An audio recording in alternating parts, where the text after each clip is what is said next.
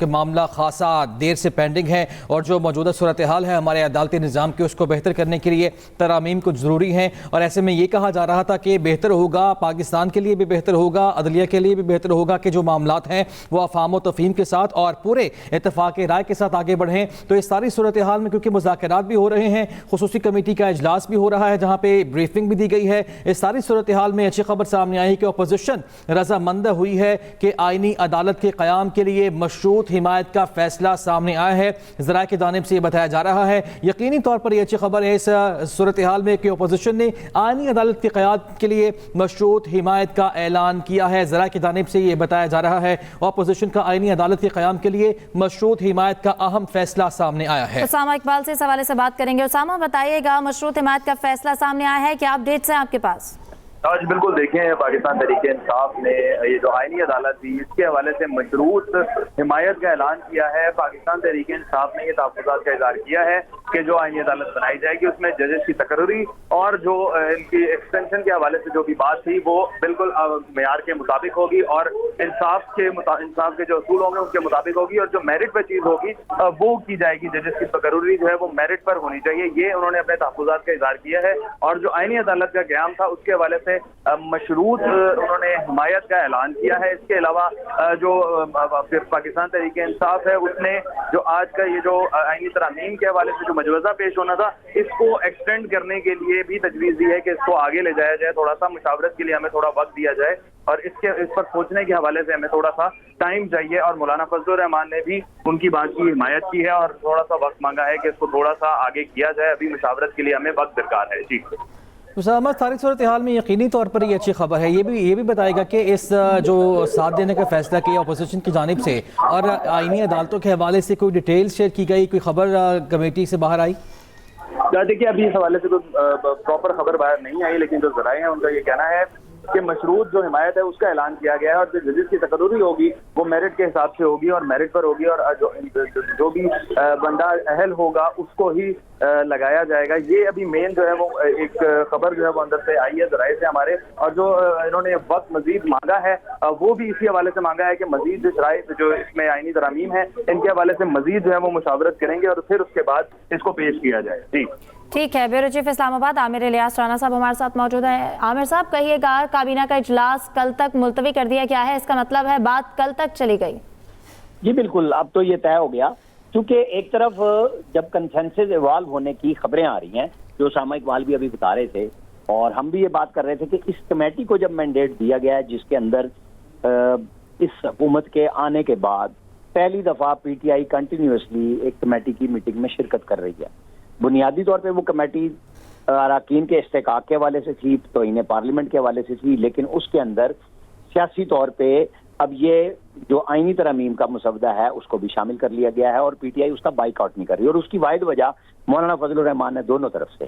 کہ وہ قائل کر رہے ہیں پی ٹی آئی کو کہ آپ بیٹھ کے دیکھیں تو صحیح نا، اس سے پیچھے نہ ہٹیں کہ کیا چیز بہتر ہو سکتی ہے۔ بالکل، اور عامر صاحب ہم اس سے پہلے بھی بات کر رہے تھے کہ پی ٹی آئی ابھی اسامہ بھی ہمیں تحریک انصاف نے کہا ہے کہ اس کو جو ترامیم کا آپ عمل کرنا چاہتے ہیں اس کو ذرا تھوڑا سا ڈیلے کر دیں تاکہ ہمیں بھی مشاورت کا موقع ملے۔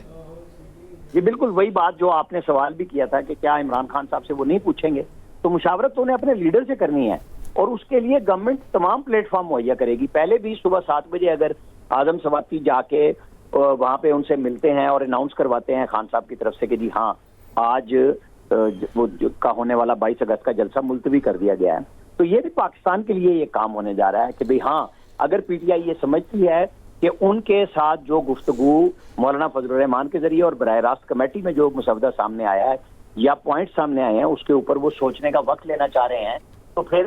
انہیں دینا بھی ہے۔ قومی اسمبلی کا اجلاس بھی شروع ہو گیا ہے اور وہاں پہ مختصر سی کارروائی ہوگی اور وہ ملتوی کر دیا جائے گا، کیونکہ سینٹ کا بھی ساتھ اسی طرح پھر اب ہو سکتا ہے کہ وہ سیشن کر لیں کال اور وہ کر کے کارروائی، اور کل تک کے لیے دن میں شام میں کسی وقت قومی اسمبلی اور سینٹ کا اجلاس ملتوی کیا جا سکتا ہے کہ اس سے پہلے کنسنسس ایوالو ہو جائے۔ اچھا عامر صاحب، فی الحال کے لیے تو اچھی خبر ہے کہ اپوزیشن نے آئینی عدالت کے قیام کے لیے جو ایک شک تھی آئینی عدالت کے قیام کی اس پہ مشروط حمایت کا فیصلہ کیا ہے، لیکن ابھی صورتحال جو ہم بانی پی ٹی آئی کی بات کر رہے ہیں کہ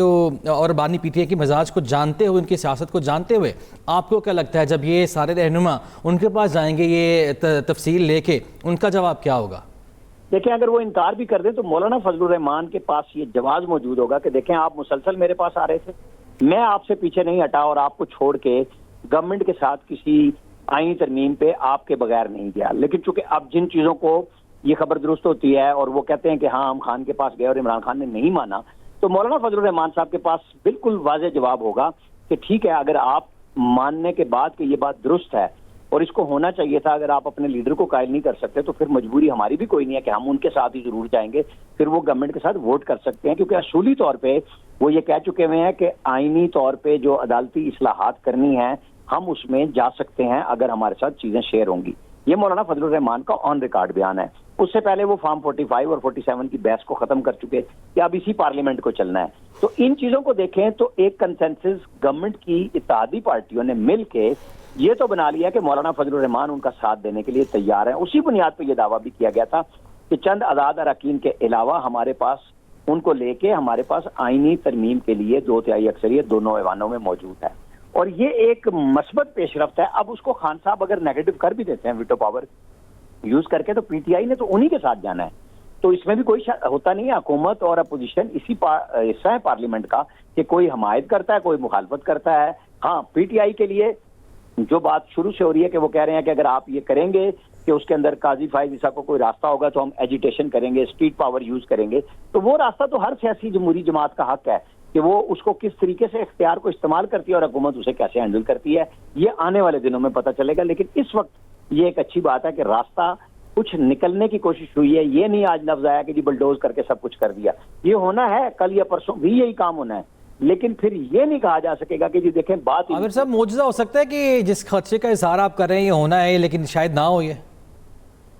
دیکھیں بہتری کی تو بندہ اللہ سے توقع کرتا ہے کہ وہ کسی بھی وقت بندہ امید بھی اللہ سے ہی کرتا ہے, بندوں سے نہیں کرتا. خان صاحب بالکل, اور اچھی کی امید رکھنی چاہیے. قطع کلامی کے لیے معذرت, لیکن یہاں پر ناظرین کو بتاتے چلیں کہ قومی اسمبلی کا جو اجلاس ہے وہ شروع ہو چکا ہے. قومی اسمبلی کا اجلاس اسپیکر سردار ایاز صادق کی زیر صدارت ہے, اور آپ کو بتائیں کہ اس وقت یہ قومی اسمبلی کا اجلاس 11:07 کا وقت آ گیا ہے. صبح 11 بجے کا ٹائم تھا اور یہ رات 11 بجے یہ اجلاس جو ہے اس کا آغاز ہوا ہے, اور کہا یہ جا رہا ہے کہ مختصر کارروائی کے بعد اس اجلاس کو کل تک کے لیے ملتوی کیا جائے گا. قومی اسمبلی کا اجلاس اسپیکر ایاز صادق کی زیر صدارت شروع ہو گیا ہے. یہاں پہ یہ بھی کہا جا سکتا ہے کہ بہت دیر کر دی مہرباں, آتے آتے آئے اور دیر آئے درست آئے. بہرحال لیٹ ڈیلے ضرور ہوا اور قومی اسمبلی کا اب اجلاس بتایا جا رہا ہے کہ شروع ہو چکا ہے, جس کی صدارت اسپیکر قومی اسمبلی ایاز صادق کر رہے ہیں. اور یہ بھی خبریں سامنے آ رہی ہیں کہ